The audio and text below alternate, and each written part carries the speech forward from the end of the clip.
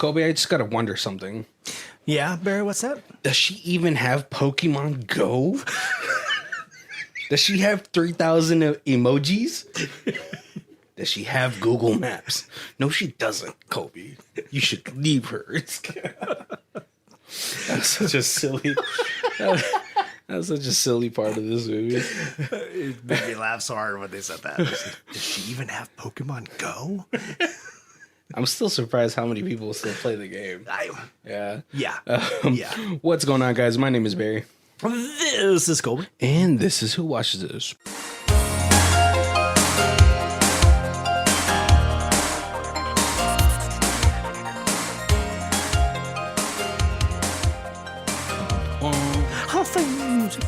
What's going on, guys? Welcome to the last month of I Love AI.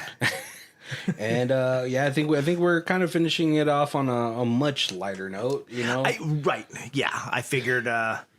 So we had the AI trying to love us and trying to remake the world with humans correctly. Yeah, we had AI coming into its own. Yeah, and a lot of heavy themes. And then we had AI falling in love. Yeah. And then, so that I figured this one we would just go like... This also kind of falls in the same category of It does, in it love. Does, yes. Yeah, I was trying to very much avoid the AI is just evil and wants to destroy humanity. Yeah, at this point it's so cliche, right, guys? Right, yeah. But yeah, let's get to our first segment where I Dr. Seuss you guys a trailer, all right? And introduce the movie, obviously. I should be like... This movie has gotten me perplexed when a rogue phone AI has me vexed. Instead of getting a helpful Siri, I think my phone is making me weary. The danger of tech is clearly here, and my phone is the last thing I want to fear. She's helpful, but I never know what's nexty. When we're talking about 2019's Jexi. Sometimes you gotta take liberties with words. It's okay. Eminem does it. Yep. I'm not Eminem, but I can get scrutinized like him. Yeah, you're more like a Reese's Pieces. Nah, like a MILF dud. Nah, but yeah, today we're talking about 2019's Netflix original, I believe, is Jexi, starring Adam Devine. Well, you know what? Or Devine? Sorry. When I was watching like some other people, it got a theater release somewhere because there was a couple people who said that saw it in the theater. Oh, man, this is a full moon run right here. It's like an hour and 24 minutes. Yeah, it's yeah, I could see probably it getting like a limited release, right? And before just hitting things, but yeah, it's starring Adam Devine, Alexandra Shipp, and Rose Byrne as the voice of Jexi. Yep. So it's just, I don't know if I could have her as my voice, man. It's just can't be walking around bricked up in the city, you know. It also has Michael Pena in a more just like almost like a cameo type of not like a cameo, but little comic relief. Yeah, a little comic even relief. though everything's funny. and Wanda Sykes is pretty hilarious in it. Yeah, we got Charlene Yee also and Ron Funches. I don't know how to say his last name. Sorry, Ron. I guess Kid Cudi is a cameo. Right. Yeah. Right? But this movie it's only going to be an hour and 24 minutes, so this I think what was it called? This little breakdown of the movie is going to go pretty fast. Yep. But we do open up the movie with a young Adam Devine, or his character Phil, and is with his parents, but his parents are probably at the start of the whole iPad kid thing. But first it's phones. Like, here, play Snake on this phone while me and your mom. Right. Are you playing Snake? Yeah. Or you play Tetris? Yeah, like the very limited games that are on like a Nokia. Yeah. Well, Snake is on the first one when he's like 6. Yeah. And then when he's like around 11, he's like, oh, it's a Sidekick or a Nokia, and he could play Tetris. Right. Very, very early on. But we see that this kid is kind of growing up with this phone in his hand. Yep. And I think that's where a lot of my generation is at too. Like we got caught in the between worlds of time. Right. Yeah. Like for you, you were kind of before that. Yeah, I didn't. My first phone, I was like 20. And like what internet came out, I think when you're like in college. Yeah, it really kind of. I mean, it was probably started a little earlier than that, but college, I remember like taking computer classes, and it wasn't just like, hey, learn how to do basic coding. You know, it was like, hey, look at this cool new thing. Let's learn HTML, and you could make a website. Yeah. But I'm pretty sure that the Adam Devine's characters are on my age, around there, because I like me too. Like I grew up with like I didn't have a phone myself. I didn't have a phone until maybe last year of middle school, and even then it was just like a brick. Like you could just call. Right. Yeah. Because high school was still like pagers. Like nobody had a phone. Like yeah, because the phone was like literally like a 2x4 size. Yeah, the Zach Morris phone. Yeah, so you had a pager, and then there was still payphones. So it was like, oh, somebody paged me. I'm going to stop at this payphone in front of Smith's grocery store and give you a call. Yeah, and then for me, I think it was like, I had one maybe in middle school, and then I finally got like a decent one like during junior year of high school. Right. Like I was still using the house phone for calls. Yeah. But you said like I was probably 25 before I got a phone. Yeah. Yeah, see, so time is slipping. Yeah, for us. But no, and like it's funny because like it's sort of a mirror version like that I see with him, and like we see him doing his daily routines. He wakes up to his phone, because your phone is pretty much everything now. It's your alarm clock, it's your calendar, right? It's like all these devices that people used to carry on planners. Have a separate alarm clock. There's a comedian that makes this joke. He's like, "Hey, I got a phone, and the phone app is probably the least used app on my phone." Exactly, right? Dude, like no one likes getting phone calls anymore. Like, dude, just text me. That's it. Oh yeah. Yeah, but, yeah, that's what he said. He was like, "You got to text me to see if I'm even taking calls today." But yeah, and so this is Phil's character. He's glued. His phone is glued to his hand. We see him go through his morning routine. He's constantly looking at his phone. He gets to work, and he has like his phone is still his like main thing. We see that he's working for this BuzzFeed type of company, right? Because Michael Pena, who's his boss, is like, "Dude, we haven't been viral since yesterday." I'm going to need 30 lists from everybody. Whatever. Right, yes, because he's in the list department. And he's like, give me an idea. He's like, lists of top 10 cats that look like Ryan Gosling. And he's like, that's awesome. Everybody loves cats. Everybody loves Ryan Gosling. And he's like, dude, is there cats that actually look like Ryan Gosling? He's like, well, if you kind of squint, they all do. Right. Well, one of his desk mates is like 10 reasons why cupcakes are dying. Dude, that's crazy, because I was like, oh my god, I remember the cupcake trend, I guess. Yeah, it was like cupcake. All these cupcake stores popped up. Yeah, come in and build your own cupcake and.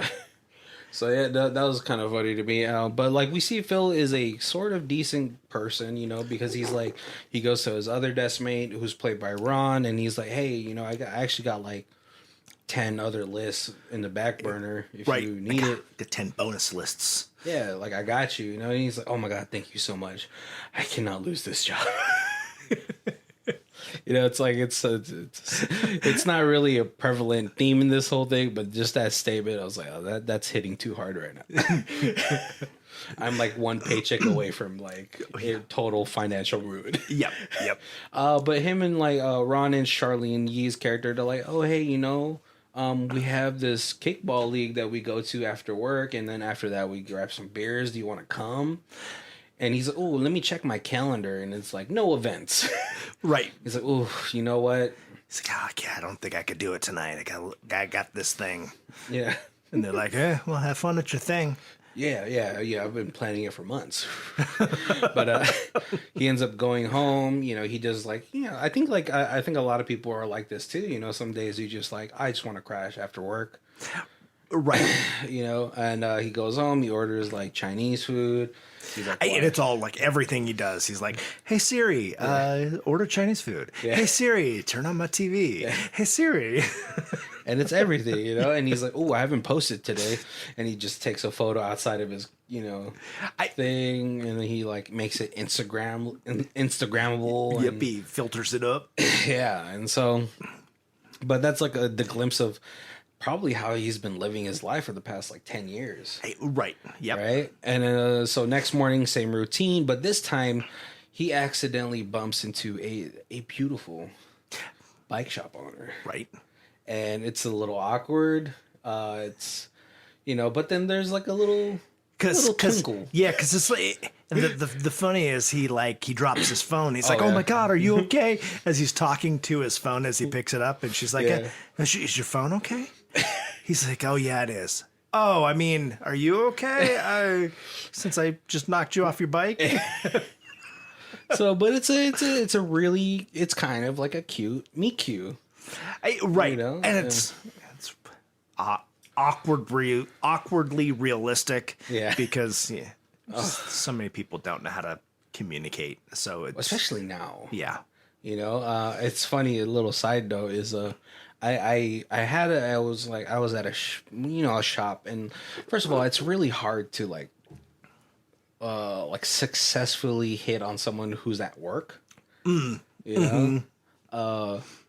But I thought, it seemed like we were hitting it off. We're laughing, she's telling her coworkers to help other customers because we're having a decent conversation and all that stuff. And I was like, oh, hey, I gotta go. You want to limit the time you take, right? Right. And I was like, hey, maybe I can take you out for coffee or something sometime. And she was like, oh, well, I actually, I don't really do meet face-to-face things, or I don't give my phone numbers to strangers. And I was like, all right, well, I just took, I was like, oh, okay, no problem. But it's just it felt like before, I think in the early 2000s, in the in the 90s, and anytime before. Right. I felt like that would have been I think, I feel like that would have been a successful, oh, hey, let me, Yeah. But then I was like, man, this is I think what she said kind of I was like, oh, no, I don't meet people like this. And I was like, oh, man, what does that mean? Do you just meet people on the internet? Right. I guess if you're meeting somebody through a friend, through a friend or through a match.com, there's at least a trail, because you're paranoid that what if this person kidnaps me and throws me in the trunk of a car?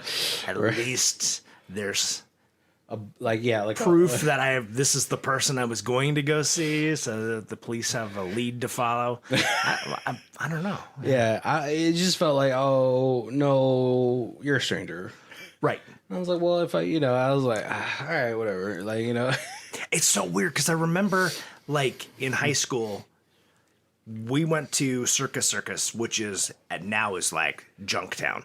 But in high school, that was the one casino high school kids could go to, because they had a huge arcade and they had circus acts and stuff like that. And my friends and I went two guys, and they were like, hey, let's have a contest and see how many girls' numbers we could get. Yeah, same. And I never called any of them, but you go around and you're like, hey, how's it going? I'll throw a quarter in this machine for you. Let's play a little Donkey Kong. Hey, can I get your number? And then there was no cell phones or anything, so it was written on a little scratch of paper. Oh yeah, no, I remember that in high school too. But I was like, ooh, I'm gonna be a little fancy. So the way I would remember, I didn't want to write it down because that's plebeian stuff, but in high school, I was like, I would what's it called, with my thumb, I would remember the number that way. So I'd be like, oh, all right, this area code, Right. And that made it easier because back then we're Vegas. There was only one area code, so nobody even told you what it was. Right. Back then you didn't even need the area code. Only 7 digits you had to remember. Yeah, exactly. Oh man, but yeah, no. It's so this whole interaction with Phil and Kate is pretty realistic of what it kind of looked like to, maybe make a connection with somebody. Right. Right, but no, but after that, Phil kind of chickens out because he is a chicken, afraid of rejection and all that stuff. Hey, if you're a young guy out there, just let you know, rejection's a part of the whole thing. Right. Yeah. But he goes to the phone store where he meets Wanda Sykes, and he's like, "I need." Right. Did we say that as he's leaving, somebody knocks his phone into the street and it gets run over? Yeah, and so it's like. Yeah, he was just pouting that he had a scratch on it, and now it's in 3 pieces. Yeah.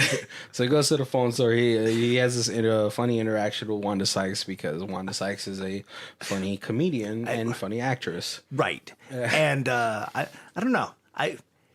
The dialogue between the two of them is so how most people wish they could say when they work at a place like that. But retail. I was like, if you're at a phone store and you're basically telling your people buying new phones that they're like meth heads, then you probably not going to have that job for too long. But she's like, all you kids is like crackheads nowadays, but at least a crackhead got little crackhead friends. He gets his steppits in, going to buy some crack, goes outside, and it's gets a little sun. Yeah, it feels like the conversation is really what we all think of like kids nowadays, Right. Yep. Because everyone's so glued to their phones, even like little kids. iPad kids and all this stuff. They're so glued to a screen that, like the world is still there. Right. Yeah, it blows me away when you're like walking around like grocery stores and there's a kid like sitting in the basket and he's got a iPad or his mom's phone and just, you got to listen to Blue's Clues or whatever the current whatever the current kids thing is nowadays, right? And she's like, so you want that phone or not? She's like, I still want the phone.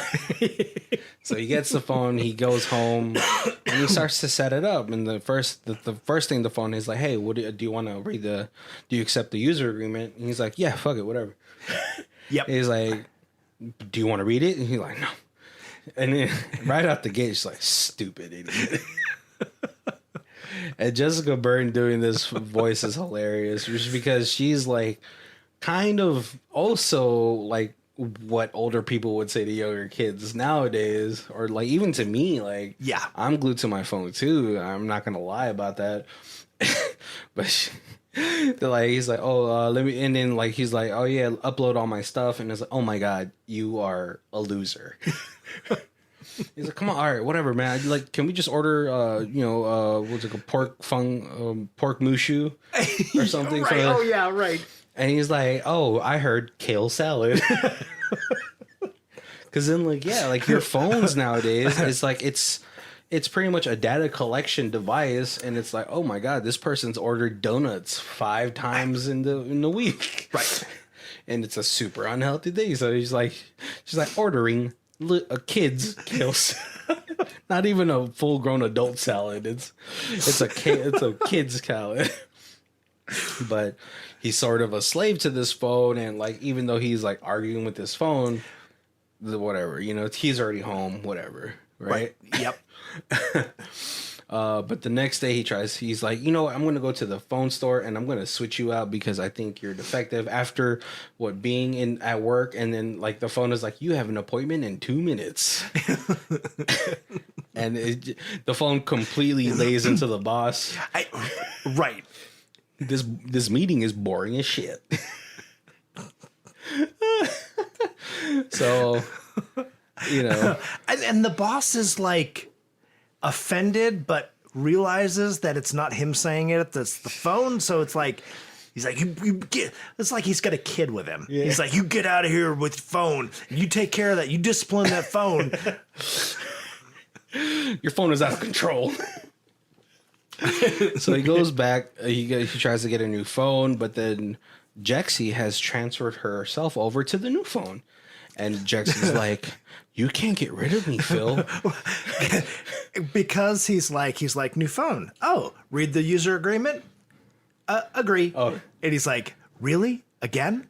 Stupid. You can't get rid of me. And that's when, like, she reloads herself in. And so, like, this whole time, like, you know, like, but then, like, it almost seems like it's becoming its sort of friend, right? Right. But, and then, like, later on, like, his coworkers are like, hey, do you want to go to kickball with us again? Or kickball with us? And then he's like, oh, let me check my calendar. And then Jexi's like, oh, you have no plans, you fucking loser. Go make some friends. And, oh, man, this and the girl's like, oh, your phone's so mean. And he goes to this kickball game, and he is dog shit. Yeah, he's pretty bad. Yeah. Like, and to the point where, like, his coworkers are like, I'm just gonna go home and lay down. Right, yeah, because he's like, now we're gonna go out and get drinks, and they're like, no, not today. Yeah, because, like, I mean, you know, you get invited to this thing, and of course you want to perform well because sports, everyone's competitive, Right? No matter what a person says, it's a competitive. Yeah, I don't like me being competitive. Right. Yep. Especially when you have teammates. Like, you know, when you're doing it by yourself, you only have yourself to blame.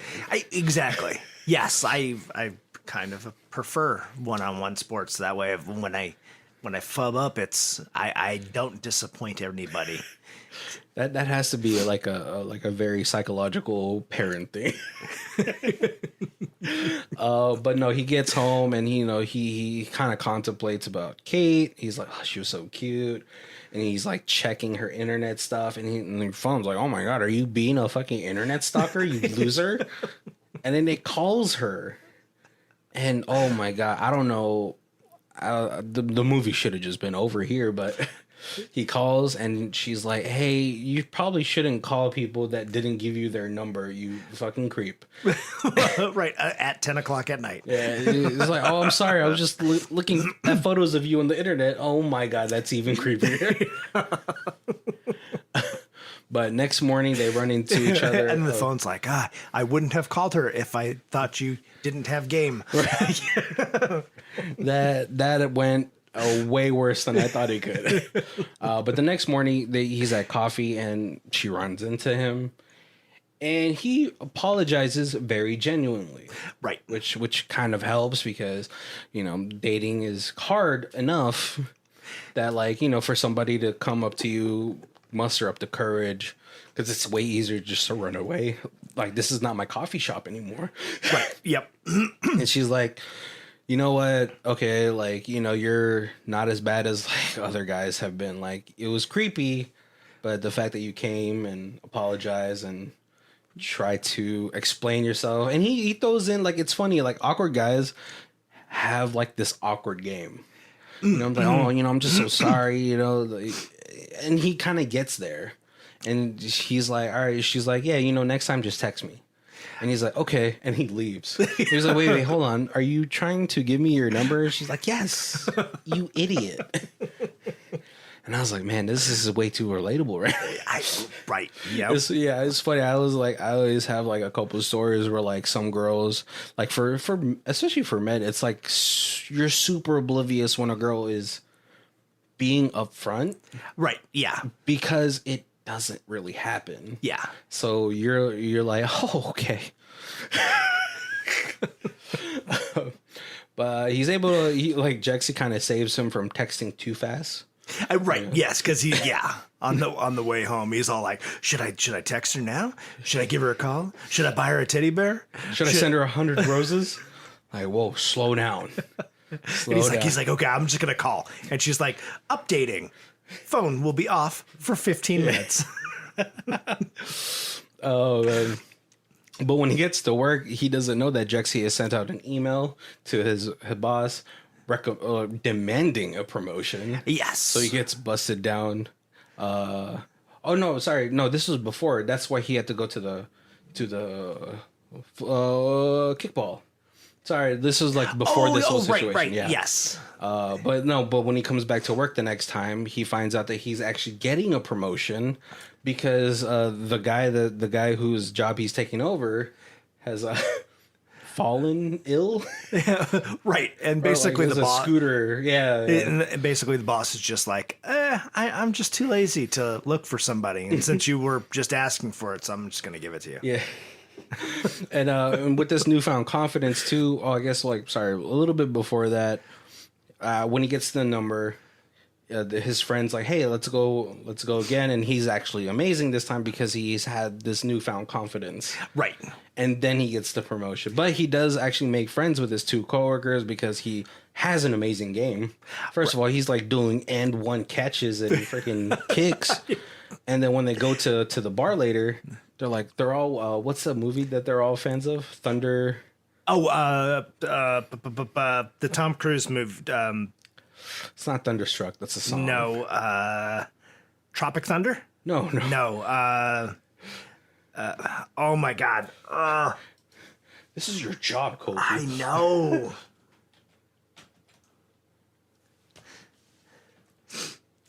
Oh my goodness. Let's see. No, it's not Tropic Thunder.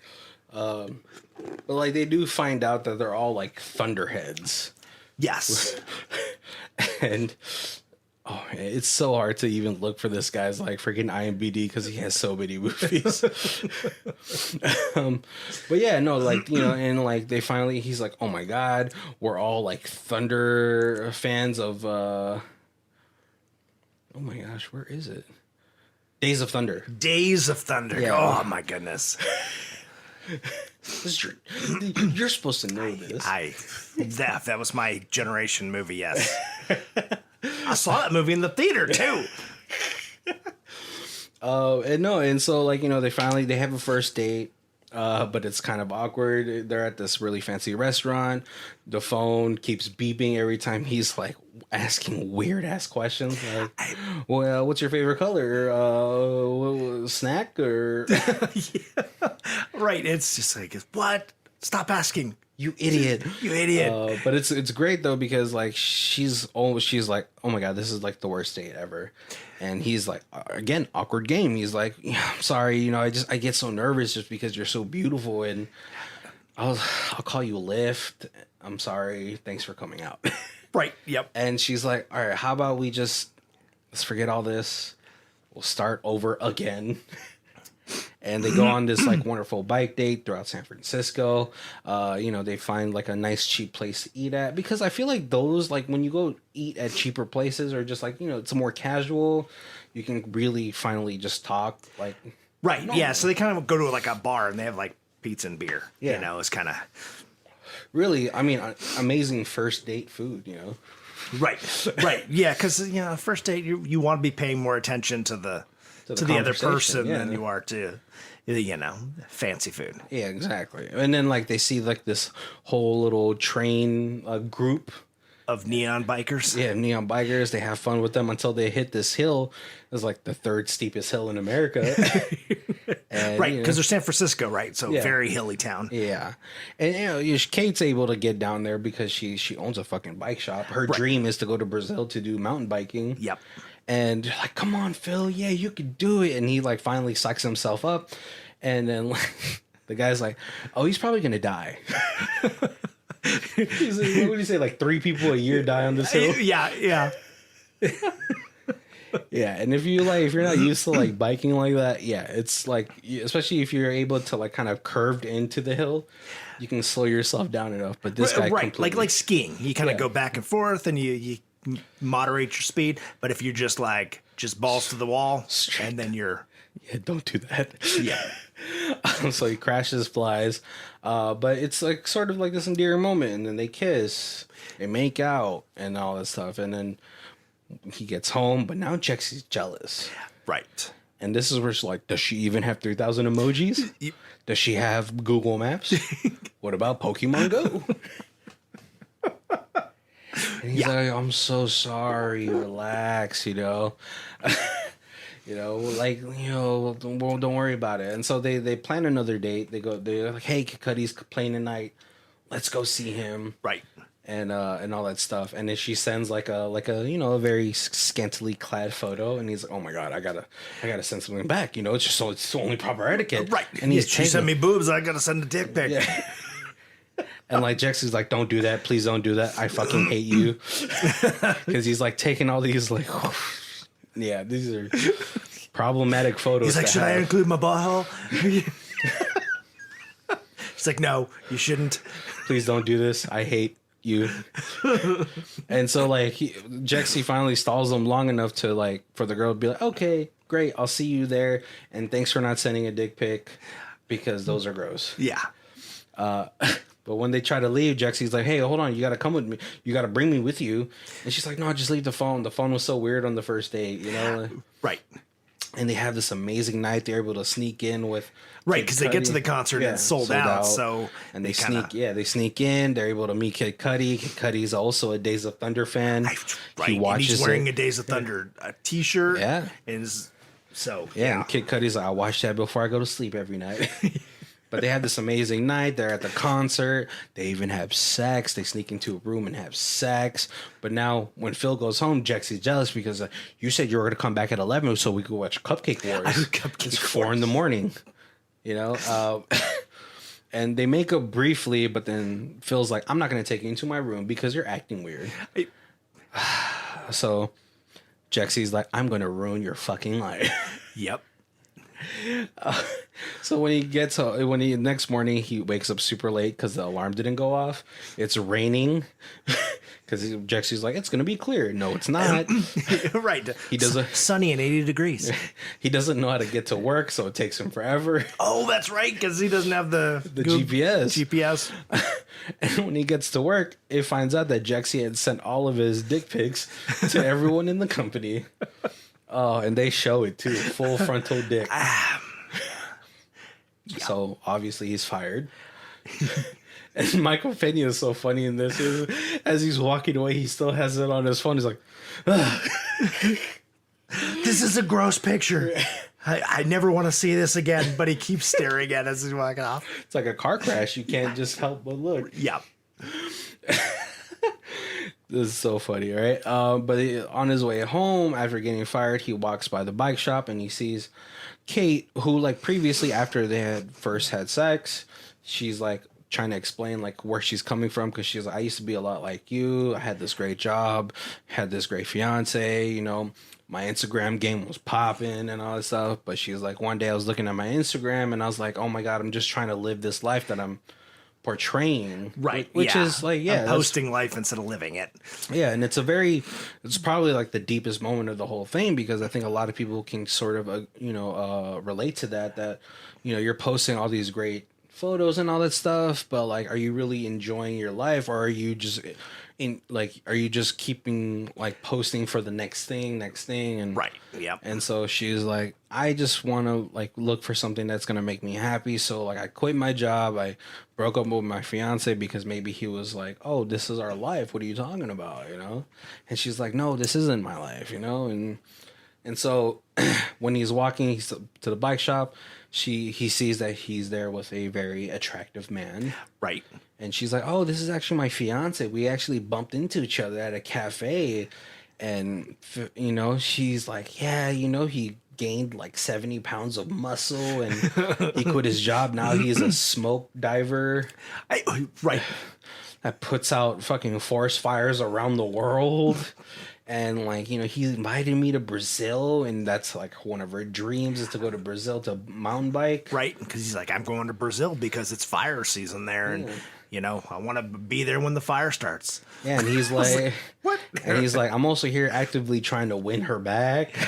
Right. Yep. Super awkward. And Phil leaves because, you know, like the first bump in the road, he leaves. He doesn't know how to handle this. Right, and he's like, hey, this guy is more like of the typical dreamy guy than I am. I'm this awkward nerd. Yeah, so and he's like, I'm just going to cut ties now so I don't get hurt.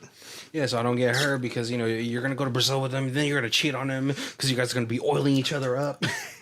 because you both are like fucking, you guys are both living this sort of life that's like alike each other. And so now he's like at home. He's been at home for 5 days. He's set up a bit mining operation.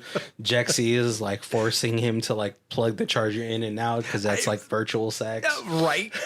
He bought her like new phone cases and she's like, oh my God. Oh, look at all these phone cases I got you. right. But then somewhere along that, he finds out, did you set this whole thing up? And he's like, what are you talking about, Phil? How could I get him transferred and then have them meet at a cafe and maybe fall in love with each other? And so he rushes out the house, but then Jexi is all over the place. Right. Even takes over one of those smart cars. Yeah. Which is like a very fair like danger that like people always talk about. It's like, oh, it's cool. It could drive itself, but it could also get fucking hacked. Right. What if somebody hacks it? Right. And then so Phil, when he crashed into the freaking store, he updates her. So she's going to be asleep for 15 minutes. He rushes over to Kate's house and he's like, listen, I know, God, this guy's so gorgeous. And he's like kind of spilling his heart. He's like, listen, I don't care if one day you break me into a bajillion pieces. I don't want to not try. Right. Because when they broke up, she was like, I'm so tired of trying to make you live your life. Yeah. You know, and now this is him trying to show that, like, you know, what comes will come, but like I want to enjoy what we have right now. Right. Yep. And all that stuff. And then like the guy's constantly trying to like, hey man. And he punches him in the throat and he's like, oh my God, I'm so sorry. Like, and Kate says like, I want to be with you. The guy's like, yeah, she wants to be with you, whatever. He's trying to act cool about it, but he's like, as he's going out, he's like, I'm going to go out, save some people, you know, whatever. But he's still so polite because he's like, oh yeah, no, I kept trying to interrupt you because I was telling you that she wasn't going with me, that I was just leaving. Well, that's my fault. But yeah, that's my fault. I kept trying to interrupt you. It's like weird because like, but as he's leaving, it feels like so passive aggressive. He's like, I'm a much better, you know, I am handsome now. What's happening? Yep. You know, I have this awesome job, and maybe he thought that would be enough to win her back, but right. But no, and then so like they actually have like after that they have this like wonderful relationship. You know, he finally gets a job that he cares about. Right, working for a real newspaper. He's a SF Journal doing real articles because in college he was a really good writer. Right. And all of a sudden Jexi comes on his phone again and he's like, oh my God, please don't ruin my life. And she's like, I saw you two meatbags kissing and I realized that I've lost you. So I'm gonna disappear now. And he's like, oh, you know, I'm so sorry. Like, you know, this and that. And she's like, don't worry. There's more people that need my help. Yep.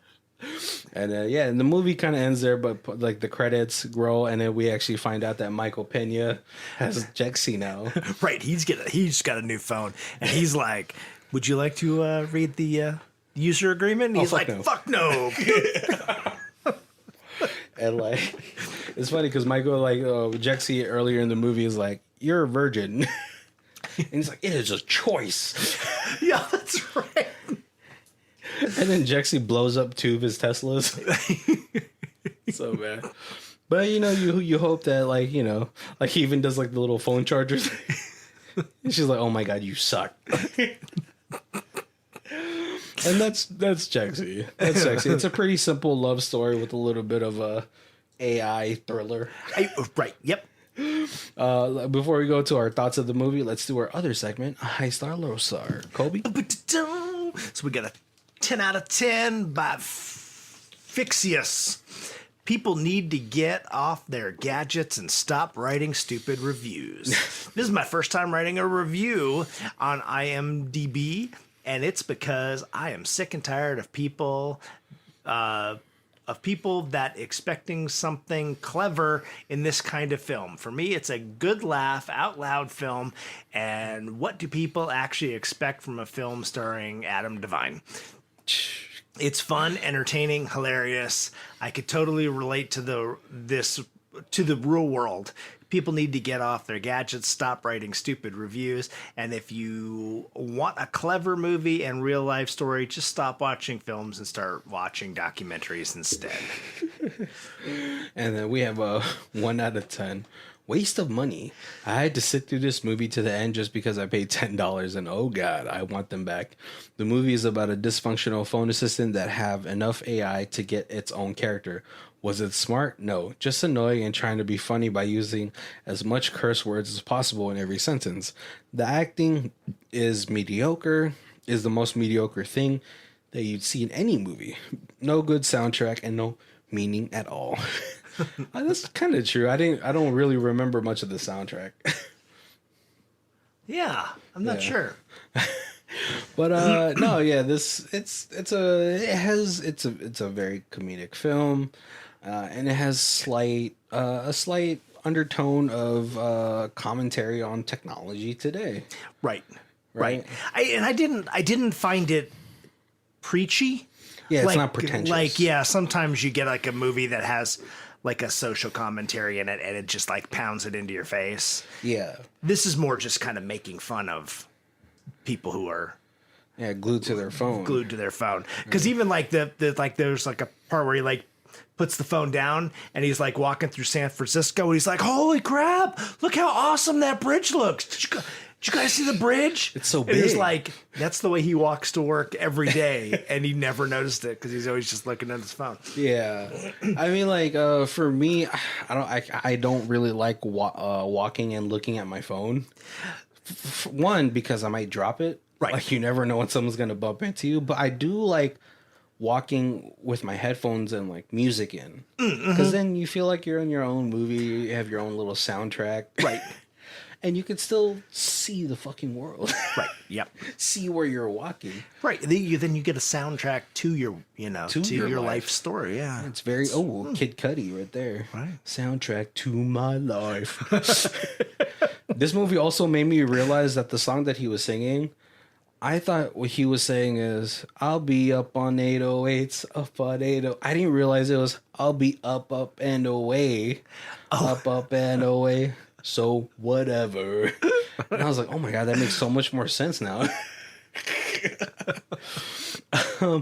Yeah, I think this movie is just like a little funny comedy about people just being stuck to their phones all day. And like, it's because of that, sometimes you kind of miss the people that's around you. Like he was probably sitting next to Charlene and Ron for like years. Or me, he actually makes like a comment about that because Ron was like, "Hey man, it's nice to meet you," and he's like, "Yeah, we've been sitting next to each other for 3 years." But he has such a low presence, like he gets to work, he probably just does his work and then goes home. Right? Yeah. Like he doesn't talk to the people around him because he's all glued to his phone. Like I typically don't like really working in offices, but if you do, you do. And especially in the office, in a building that big with that many coworkers, you're probably going to have people like, oh, hey, let's go to lunch. And then you can talk to lunch and get to know each other like that in a friendly atmosphere. But probably for him, he goes to lunch, he's on his phone. Eating. And it seemed like a very get to know each other. I'm the cool boss. Let's, work as a team kind of thing. Yeah. So you have to even be like a little more pulled away to not make friends in a situation like that. Yeah. And, I think that's pretty much what this movie is about too, especially because like he grew up with his parents just shoving the phone in his face. Right. And like, hey, pay attention to this. Don't pay attention to our we'll call pending divorce. Because they're like, look at this, now we're arguing in front of Phil, and Dad's like, here's a phone. Yep. So we could argue even more. And then like, obviously this is probably also a coping mechanism for kids, like when their parents are arguing like that. A distraction at least. Yeah, something to tune out all the bad stuff. Right. And and from a psychological point of view, you could see that as like, Right. Like, I don't know if that's good or bad, but like, yeah, like it also, it'll carry over into adulthood. Like, when bad things are happening to you, you find a coping mechanism, and it's Right. for him, and it's his phone, because like at the beginning of the film, he's like faking all these like posts about like having friends. yep. Oh, another fun night out in San Francisco with my friends. Yeah. And probably the first photos he actually has with friends is the one at the bar after finding out they're all thunderheads. Right? And that's such a not a obscure movie to be like fans of, but kind of is. I mean, it could have been like Top Gun. Yeah, but Back like to the Future. Yeah, but I think that it made it more fun that it's a little bit more obscure. Yeah. Yeah, it's like it's great when you find somebody that's like into something that you're like didn't think anybody else was into. Right, because you like say like, oh, Star Wars, and it's like, yeah. Who isn't? Right. Who isn't a fan? Half the world loves Star Wars. So Yeah, and the other half loves fucking Harry Potter. right. And to this day, I still haven't watched the Harry Potter movie. I can't get into it. I'm sorry, general public. You will never find me gushing over the wizarding world of Harry Potter. Right, exactly. That is one attraction I will miss in Florida. I got 8 different Disney parks to go to. That's so true. Yeah, you can avoid the Universal. Just stay in Disney. Yeah, right? Water parks, different freaking parks. Yep, animal parks, everything. Miami Beach. Look at some cheeks. It's Miami Beach is not anywhere close to Disney. Oh, I know. But hey, you can't go to Florida and not go to Miami and eat some good Cuban food. Yeah, I've been to Florida A bunch of times. 15 times. I've never been to Miami. You haven't gone to Miami? Yeah, so you can not go to Miami and have a great time in Florida. Nah, I'm going to Florida. I'm going to Miami. If I'm going to go to the armpit of America. Second armpit. Sorry, first one's New Jersey. No, I was kidding. My grandparents used to live, so I've been there a bunch of times too. It's so funny. Like pop culture media always makes fun of New Jersey. Right. You guys aren't New York. Okay. This old joke was, I apologize in advance, New Jersey. This was a good joke my grandpa told me, and he lived there. He was like, hey, if you can always tell a girl, I want to kiss you where it stinks, and then you can take her to New Jersey. New Jersey will not like that one. No. No, but like, what was some of your favorite parts of this movie, Colby? I thought like the general idea was good. I didn't think there was too much swearing that just added comedy to me. I'm, like an 80s comedy guy. I throw some comedy. If they could have thrown some boobs in there, it would have made it even better. But yeah, no, I'm easily amused, and I just everything that Jexi said, I thought was hilarious. Yeah, Jexi is like your friend with no filter. Right. Yeah, exactly. That's like you're like your obnoxious friend. Yeah, because you totally would be like, your obnoxious friend would be like, hey, you haven't talked to this girl yet? Doot. She just answered. Talk, and hands the phone to you. Yeah. At 10 o'clock at night. Yeah, stop being a pussy, dude. Right.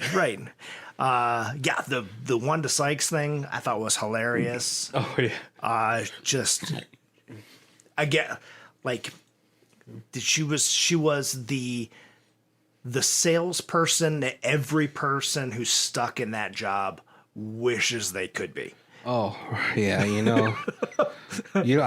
don't know if some of you have never been in a retail position. I don't think you understand how often people have to bite their tongues and not call you an idiot. Very often. Very often. Yeah, she was a pretty good part. I kind of wish we had a little bit more time with like the coworkers. You know, because they're like, oh my God, dude, why did you send everybody your dick? Everyone's kind of disgusted except for Ethel over there. And she's licking her phone screen. That's right.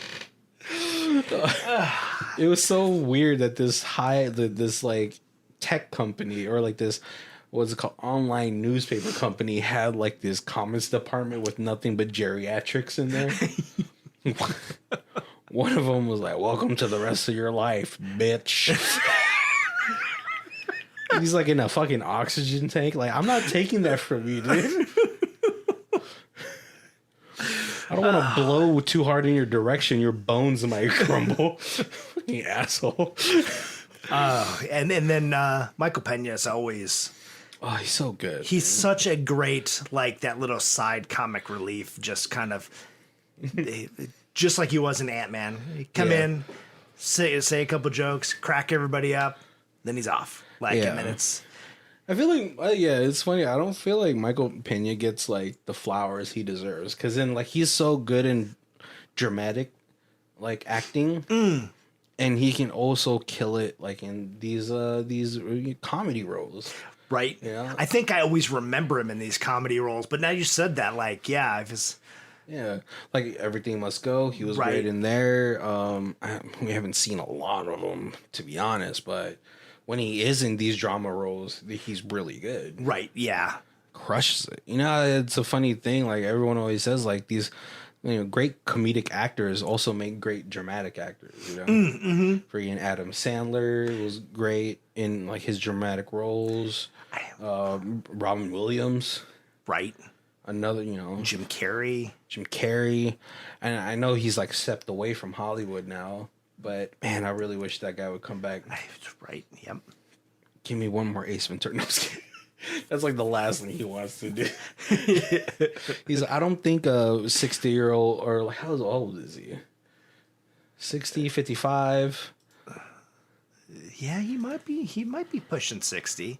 Right? He's like, I don't think anyone wants to see 61. I don't think anyone wants to see a 61-year-old talk out of his butt. You never know. You never know. Oh man, but yeah. So I think this movie, it's one of those movies that you want to shut your brain off, kind of just enjoy it, enjoy like all these like little subtle social commentaries on what today looks like nowadays. Right, and just laugh at the social commentary on it. Don't take it as like something deep and meaningful. Like this is definitely like a popcorn movie. You just kind of pop some popcorn, sit back, relax, and enjoy it. And like you said, turn your brain off and just laugh at Jexi. And like, you know, some of the messages that it does have, you know, maybe take those into account, like, you know, when she's talking about how I'm living my life for my Instagram likes or whatever. Well, she doesn't say Instagram likes, but she's like, you know, I realized that the life I was living on Instagram isn't the life that I have, that's not making me happy, you know? Right. Because definitely, like, I used to be like that too. I was like, I got to post something on Instagram, you know? I got to make it artsy and... Yep. You know, and she's talking about... It's interesting because, like, you get every once in a while, you get like a... like somebody will take a picture or you get a comment and it'll be like a rock concert or a fireworks show or something. And you have like handful of old people who are just watching the show. And then like everybody who's like 35 and under, 30 and under is all watching the show through the screen of their phone. Yeah. I never understood that. Like, I've been to a couple, I don't really like going to concerts too much just because, like, my social battery drains really heavy, especially when you're, like, in a crowd with, like, a whole lot of people. I just can't do it. Right. I get tired of it. Like during, like, the closing for Cheese Boy, you know, it was packed. And I was like, I had to step out a couple times and... be away from everybody. Yeah. But if like that's a great example because when I go to concerts, like first of all, I'm never gonna like if I record these, I'm never gonna watch them. Right. And this I feel like that's a lot of people do this. Like I'm just gonna record this so I could put it on Instagram, just so everybody knows that I was here. Yeah, I want to, like, when I go to concerts, I want to enjoy the music. I want to enjoy the performance, and then I will remember it in my memory bank. Right. Yep. And be like, damn, that was a really good concert. Like, damn, those guys really killed it on stage. And yeah, and then that's a little bit of this too, because like when they're at the Kid Cudi concert, they're just watching. They're dancing, they're kissing. Even at the end of the movie, they go to another concert, they're doing the same thing. They're just enjoying it. And then like her, because like her, she's like, you know, she totally kind of wants to minimize the phone. Right. You know? Right. Yeah, because even Jexi makes that comment. It's like, oh yeah, she doesn't have much on her social media. And, you know, it's obviously because once she had switched jobs to the bike shop, she just wanted to focus on that. Got rid of that past. Yeah, like she has it for business because, you know, you can't survive today without a somewhat of a social media presence. Yeah. So yeah, just take those things away from it. Maybe this movie will make you be like, oh yeah, I should enjoy right now more than trying to take a photo of it. And that's probably the heaviest message this movie has. Yeah. And it's so like brief, it's so subtle. You know, you could take it as a throwaway little monologue, or it could resonate with you. Right. Yep. So we're coming up to our hour, so thank you guys for joining us. If this is the first time you guys are joining us, make sure to check out all the rest of our catalog. We have holiday theme months, we have themes with demonic toys, Nicolas Cage obviously, and Danny Trejo, Jean-Claude Van Damme. So many things. So many. But if this is the first time you guys are joining us, we do reviews in 4 different sections. We have Stream It, DVD It, Blu-ray It, and the Ultimate Box Collection. Kobe, where you at? I've enjoyed all these AI movies. If we could do an Ultimate Box Collection of just AI movies, throw a bunch of other ones in there, whatever. Even the bad ones are good. I don't know. I love that. Because computers are getting to that point where it's like all these movies are like a distinct possible future. It's not so imaginary. So like, you know, like we're not rocketing through the stars and whatever. And you're like, oh, is that ever going to happen? You know, this is maybe all not like, in our lifetime. Man, this might, you know, the way computers are going, this is like 10 years from now. This is, you know, a possibility. Exactly. I think for me, obviously a Ultimate Box Collection is always good to have in my collection, but the movie is a little short for me to warrant the Blu-ray, so I think a DVD would be more appropriate. Yeah, it's an hour and 20 something minutes, right? Right. Which is like sort of like the only downfall it has. I mean, I'm grateful that it didn't get bogged down by unnecessary drama. But you know, yeah, it is what it is. It's still a great movie. It's still a fun watch. Adam Devine is always funny in these roles. Yeah. This is I like. We do an Adam Devine Ultimate Box set. I would probably pick that up too. Most of it, the majority of it is Workaholics, and like the however many seasons he was on Modern Family. Right. I feel like. So if you're a huge Workaholics fan, he's not as obnoxious in this as he is in that show. That this is more like he plays in like Pitch Perfect. Yeah. Like that kind of. Oh yeah, and I gotta watch that. I gotta watch that show that he's in. They have a Pitch Perfect show with him. Oh. Yeah, I'll show you a clip of it afterwards. Okay. All right, guys. Well, thank you guys for joining us. Make sure to check down our links down below for Amazon affiliate stuff. You're going to go shopping. Might as well throw a little bit our way. Just saying. We would appreciate it. Yeah. So we can go to Texas Roadhouse. Yeah. Get some steaks. And of course, we got our social medias, our Facebook, Twitter, Instagram, and we kind of post there as much as we can. We throw up, besides just this, we throw up like movie trailers and movie commentary, that kind of stuff. So like and share. That's the easiest way that we know you're listening to us. Yep. My name is Barry. This is This is Colby. And this is Who Watches This. If you guys want to check out it as a theme music, it is Lee Rosevere. It's called Arcade Montage. It's on our album Music for Podcast 3, and our Bandcamp is down below. Thank you.